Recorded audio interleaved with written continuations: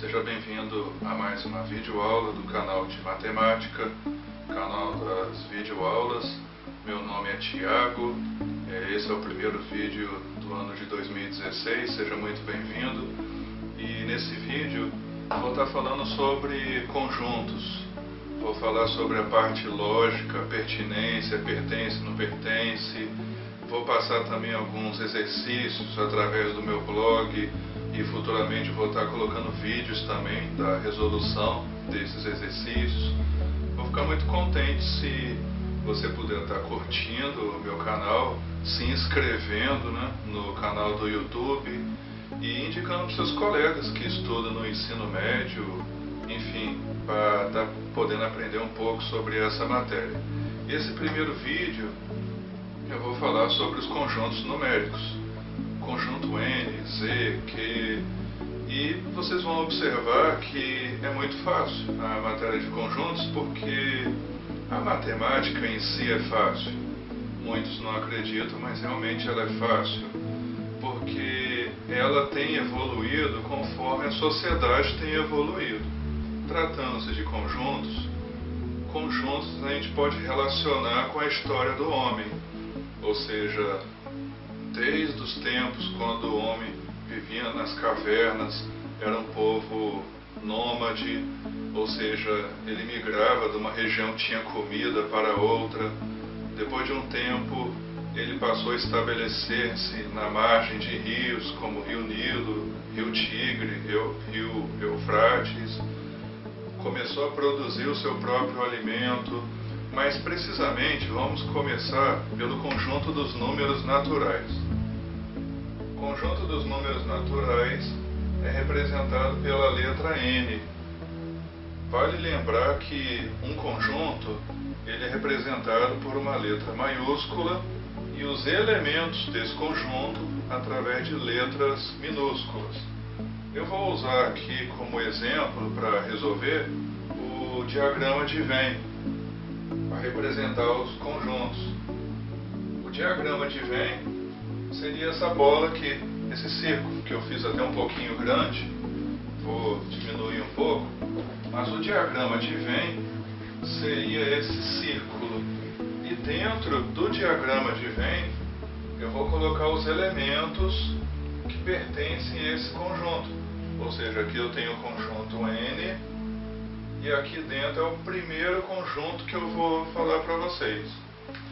O conjunto N é o conjunto dos números naturais. No início, o homem ele não tinha uma noção de número. Ele tinha, sim, uma necessidade de saber quantidade, mas ele não tinha uma noção dos números que nós conhecemos hoje. Número 1, 2, 3, 4, 5. Por quê?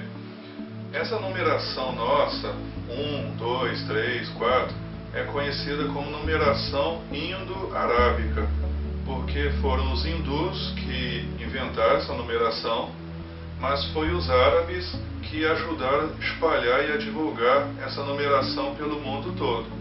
Mas, até chegar nessa numeração que nós conhecemos, houve uma evolução. Antigamente o homem não tinha noção de número, mas ele tinha noção de quantidade. Depois de um tempo, quando ele começou a criar animais, ele associava, como por exemplo o pastor de ovelhas, ele tinha o seu alforje e colocava para cada ovelha que ele tinha uma pedra como essa aqui, dentro de um saquinho. Então, se ele tinha, cá entre nós sabemos que ele tem 5 ovelhas, um exemplo, 5. Então ele tinha 5 pedrinhas. Digamos que ele não tinha noção do que era o número 5. Ele não tinha uma noção de fazer conta, eu tenho uma ovelha, mais uma ovelha eu tenho 2. Mas ele tinha a noção de 5 ovelhas simplesmente porque ele tinha 5 pedras. Então, se uma ovelha morresse, era uma pedra a menos que ele tirava do alforje. Então, ele ficava só com 4 pedras. Ele levava as ovelhas para passear. Quando voltava para o seu curral, ele olhava as pedras sem ter noção de número E cada ovelha que entrava no curral, ele pegava uma pedra e colocava no saquinho, no seu alforje. Se faltasse alguma pedra do lado de fora, significa que alguma ovelha não retornou para o seu lar. Então, na época, os números naturais, vamos considerar que os números naturais, lógico, nessa época, estamos falando do início, o homem ele não tinha uma noção de número com vírgula, não tinha uma noção de número decimal, não sabia o que era dízima periódica, não sabia o que era número irracional, enfim, eram os números naturais. Números naturais são formados pelo 0, 1, 2, 3, 4, 5, 6, 7, 8 e 9, 10, 11 e continua infinitamente. Uma curiosidade, esse sistema de numeração, nós costumamos dizer que ele é um sistema posicional e um sistema decimal. Por que posicional e por que decimal? Simples. Posicional porque eu vou citar exemplo de 3 algarismos, o 1, o 2 e o 0. Nessa posição, o 0 está na casa das unidades, o 2 das dezenas e o 1 na casa das centenas. Por que eu falo que é um sistema posicional? Porque aqui, nesse caso, representa 120. Mas se eu mudar a ordem desses números, agora o 2 não é mais dezena, agora o 2 está na casa das centenas, o 1 na casa das dezenas e o 0 na casa das unidades. Então é um sistema posicional, porque dependendo da posição que o número assumir, ele vai assumir um valor diferente. Então chamamos o nosso sistema de numeração decimal. E ele é um sistema posicional, é um sistema posicional. E por que nós chamamos o nosso sistema de decimal? Conhecemos o nosso sistema como sistema de numeração decimal porque ele é formado por 10 símbolos. 0, 1, 2, 3, 4, 5, 6, 7, 8, 9. Ou seja, os demais números são formados através da combinação desses números que foram citados. Então, através de simplesmente 10 símbolos, nós conseguimos fazer a numeração que nós quisermos. Então, no princípio, os números naturais foi o início, né? Até o homem ter noção de quantidade, e nós sabemos que os números servem não só para quantidade, como para qualificar, para caracterizar, ou seja, identificar e outras coisas mais. Então, esse é o primeiro conjunto. Depois de um tempo, o homem percebeu que os números naturais não eram suficientes para resolver os seus problemas do dia a dia. Foi necessário uma evolução nos números, ou seja, até então nós só tínhamos números naturais.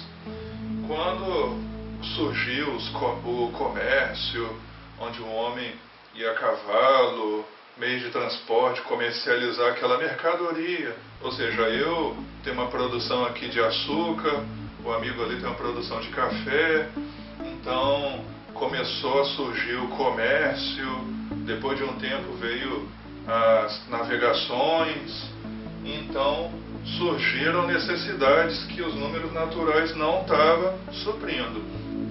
Surgiu a necessidade dos números negativos. Ou seja, eu tenho R$5, mas eu quero comprar um produto que vale R$7. Como é que eu vou comprar? Bom, eu posso ficar devendo. Eu pago R$5, eu posso te dar R$2 depois? Como que seria essa conta? Eu tenho R$5, então vou colocar aqui positivo, mas eu devo R$7, porque a compra custou 7. Vou colocar o sinal aqui no mesmo lado. Então, a consequência disso é que eu vou ficar devendo R$2. Então surgiu com o comércio a necessidade dos números negativos. Então, assim, vale lembrar para você entender melhor que a história dos números é uma evolução. Aqui eu estou resumindo a história, mas é uma evolução. Então, assim, o conjunto dos números inteiros, que é representado pelo conjunto Z, não anula o conjunto dos números naturais, mas vem para acrescentar. Então você observa, olha, através da representação do diagrama de Venn, que o conjunto dos números naturais está dentro do conjunto dos números inteiros. Então, pela lógica, o conjunto dos números inteiros vai incluir os números naturais, que são infinitos, e vai acrescentar os números negativos, que eu vou colocar alguns aqui como exemplo. Menos 1, menos 2, menos 3, menos 4, e infinitamente para o lado negativo. Nós precisamos compreender também uma noção de reta numérica. Por quê? Isso aqui confunde alguns alunos. O zero é o elemento neutro da reta numérica. Os números positivos estão à direita do zero, ou seja, 1, 2, 3, 4, 5, 6, e continua infinitamente para a sua direita. Já para a sua esquerda ficam os números negativos. É o menos 1, menos 2, menos 3, menos 4, menos 5. Para a sua esquerda, os números negativos. Então presta atenção numa coisa. Qual número é maior? Menos 4 ou menos 2? O menos 2, no caso, é um número maior do que o menos 4. Por quê? Vamos analisar no raciocínio do comércio. O que você acha mais favorável para você? Ficar devendo R$2 ou ficar devendo 4? Aí você vai pensar, dever 4, que é o menos 4, a dívida é maior. Então, se a dívida é maior, meu débito é maior. Então, esse aqui é um número menor. Menos 2 é maior do que menos 4. Porque quanto maior o número negativo, mais à esquerda o número vai estar. E quanto mais à esquerda o número tiver, menor ele será. É a mesma lógica que eu posso usar para os números positivos. 5 e 2. Quem é maior? Esse aqui é mais fácil, porque a gente está acostumado com números positivos. O 5 é maior, porque ele está mais à direita. Vamos usar o mesmo raciocínio que eu usei da questão do comércio. Quem tem mais dinheiro? O coleguinha que tem R$2 ou o coleguinha que tem R$5? O coleguinha que tem R$5. Então, quanto mais para a direita, maior o número nesse caso aqui. E surgindo também, assim, em relação aos naturais e os números inteiros, nós temos que lembrar também o conjunto quando tem o asterisco. Ou seja, o conjunto N tem o conjunto N quando acompanha o asterisco. Quando você vê N com asterisco, simboliza que você eliminou o zero do conjunto. Sobre o zero, eu posso dizer que é uma coisa interessante porque o zero, curiosidade, foi inventado muito tempo depois. Quando surgiu a necessidade de contar, eles não viram necessidade de representar a não existência, que é o zero. Eles achavam que o zero não era necessário. O zero foi descoberto muito tempo depois, num templo antigo, se eu não me engano, um templo hindu. Vocês conferem depois. O zero foi uma descoberta.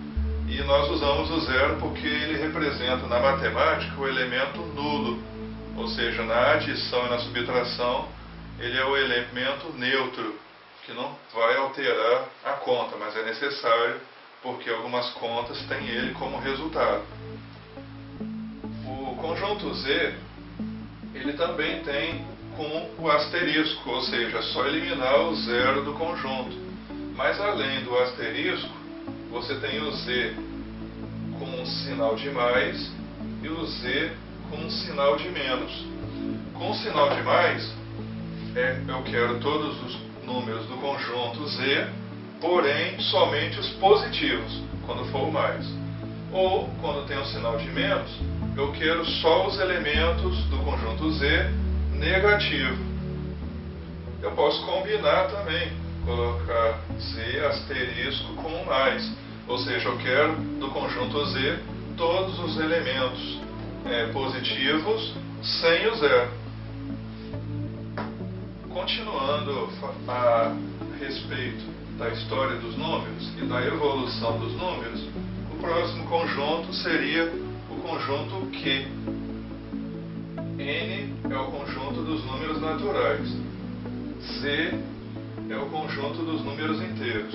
E Q é o conjunto naturais e inteiros, e Q é o conjunto dos números racionais. O conjunto dos números racionais é todo número que pode ser representado na forma de fração, número decimal ou dízima periódica. Então vamos observar aqui. Olha que dentro de Q tem Z e tem N. Então você vê que a história dos números é uma evolução.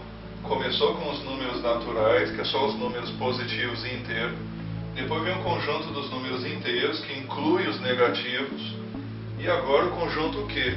Vamos colocar um exemplo aqui de número natural, que é Q. Como pode o 2 ser número racional, se ele não está na forma de fração? Aí a gente para pensar aqui. Vamos ver aqui. 20 dividido por 10 é igual a 2. Então você vê que 20 sobre 10 é a mesma coisa que 2. Então o 2 pode ser representado na forma de 20 sobre 10 ou 2 sobre 1. Então 2 é um número que faz parte do conjunto Q, dos números racionais. Um outro exemplo. 2 dividido por 1 dá 0,5. Está aqui, ó, número decimal. Número decimal pertence ao conjunto Q. Então vou colocar aqui alguns exemplos. 0,5, vou colocar aqui 2/3. São elementos que pertencem ao conjunto Q. Os números com vírgula e os números em forma de fração. As dízimas periódicas, exemplo 0,12 e segue. A dízima periódica também é um número racional. Por que é um número racional? Porque tem uma matéria na matemática, se você tiver curiosidade de pesquisar, que se chama fração geratriz. Ou seja, vamos descobrir qual a fração que deu origem a essa dízima periódica. A matéria se chama fração geratriz. Nesse caso aqui, a fração que deu origem a essa dízima periódica foi 4 sobre 33, ou 12 sobre 99. São essas frações que geraram essa dízima periódica. Toda dízima periódica pode ser transformada na forma de fração. Então, se dá para transformar em forma de fração, então é um número que pertence ao conjunto Q. Os números irracionais. Houve um período na matemática que pensadores como Pitágoras acreditavam que os números poderiam explicar tudo no universo.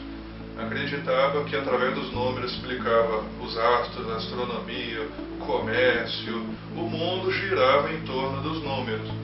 Mas nessa época não existiam os números irracionais.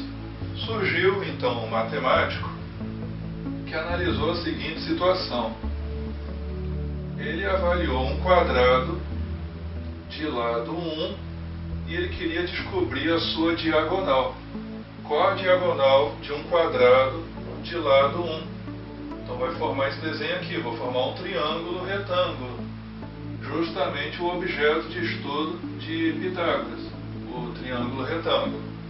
Aí quando ele foi fazer essa conta, ele percebeu que, de acordo com o teorema de Pitágoras, o quadrado da hipotenusa, que eu vou chamar de x, é igual à soma do quadrado dos catetos, que eu vou adiantar, que dá 2. X é igual a raiz de 2. Raiz de 2 não dá um resultado definido. Se você usar uma calculadora, igual eu vou fazer aqui, raiz quadrada de 2 dá um número muito aproximado de 1,4142136562. Se você pegar esse número aqui e multiplicar por ele mesmo, não vai dar 2. Vai dar um número muito aproximado. Então você chega à conclusão de que raiz de 2 é um número irracional. Então esse conjunto aqui, ó, é o conjunto dos números irracionais. Aqui vai entrar a raiz de 2, um número de π. Se você der uma pesquisada, o número de π tem infinitas casas decimais. O número de ouro, o número de Euler, enfim, são irracionais. E analisando o diagrama de Venn, observa que eu não coloquei que os irracionais é uma evolução do conjunto N, dos naturais, dos inteiros e dos racionais. Eu coloquei ele à parte, ó, essa parte aqui. Por quê? Porque os números irracionais é uma consequência. Existem situações na matemática que não dão um resultado definido. Vamos aproveitar essa curiosidade aqui para tirar uma dúvida também que confunde alguns alunos. Como diferenciar um número irracional de um número racional? Primeira diferença, que o número racional ele tem resultado definido. O número irracional não tem um resultado definido. Uma outra observação também. Qual a diferença entre a dízima periódica e o número irracional? Ou seja, esses dois casos aqui. Qual a diferença? Por que que o número irracional não faz parte do conjunto Q dos números racionais? É bem simples. Porque o número irracional ele não segue uma sequência lógica. Vamos entender primeiro a dízima periódica. Você sabe o que é período?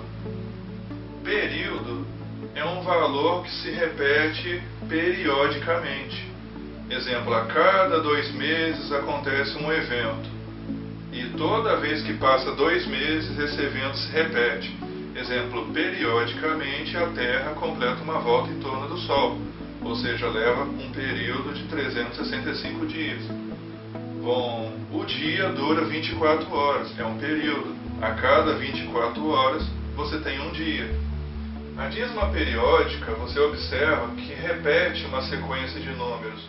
Nesse caso aqui, é o 1 e o 2. O 1 e o 2. É 12, 12, 12, 12. E essa sequência não para de repetir. Já o número irracional, olha, 4, 1, 4, 2, 1, 3, 5, 6, 2, não tem uma sequência lógica que você possa seguir. Então, o número irracional é um conjunto à parte, como que está aqui. E o conjunto Q, que inclui as dízimas periódicas, podem ser transformados em fração. Ou seja, que é esse caso aqui. Como você consegue transformar em fração? Então pertence ao conjunto dos números racionais. E finalizando o conteúdo, a última parte seria o conjunto dos números reais. O conjunto dos números reais é a nossa numeração atual. Então vamos analisar aqui. Juntando tudo, você tem o conjunto dos números reais. Para fins de curiosidade, onde que podemos encontrar os números racionais? Os números racionais é no comércio. Você não encontra bala a R$1. A bala é 25 centavos, 50 centavos, que é a metade do real, ou a quarta parte do real. No nosso dia a dia, no comércio, as mercadorias não são vendidas através de números inteiros. Algumas mercadorias são número inteiro. Mas nesse caso aqui, os números racionais vieram para suprir a necessidade de quando eu não quero comprar um inteiro, mas eu quero comprar parte, uma parte fracionária. Então entra os números racionais. Juntando tudo, você tem os números, o conjunto dos números reais. Tudo junto representa o conjunto dos números reais. Agora uma outra curiosidade, essa reta numérica aqui, muitos chamam ela de reta dos números reais, reta real. Por que reta real? Porque aqui você pode encontrar toda a sorte de números aqui. Entre o 1 e o 2, você tem o 1,5. Entre o 4 e o 5, tem o 4,5, que pode ser representado também como 45 décimos, que simplificando pode ser representado como 9 meios.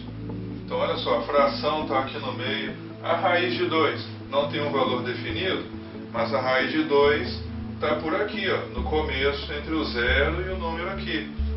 Então, essa é a história dos números. É uma matéria muito fácil, porque você observa que é uma evolução. Conforme foram surgindo as necessidades do dia a dia, foram surgindo novos números. Então, nesse caso aqui, é uma matéria muito simples. O próximo vídeo que eu vou passar, eu vou falar sobre a questão lógica. Pertence, não pertence. Vou falar sobre subconjuntos. Espero que você tenha gostado da aula. Posso estar comentando aí embaixo o que você achou dessa aula. Se quiser acrescentar alguma coisa ou sugerir alguma dica para as próximas aulas, fica à vontade. Convido você a se inscrever no meu canal, indicar para os seus colegas e espero que essa aula possa te ajudar aí no seu vestibular. E aguarde que futuramente eu vou passar alguns exercícios de alguns livros que eu tenho para você poder praticar e ver se realmente você entendeu a matéria. Muito obrigado e seja bem-vindo ao meu canal das videoaulas.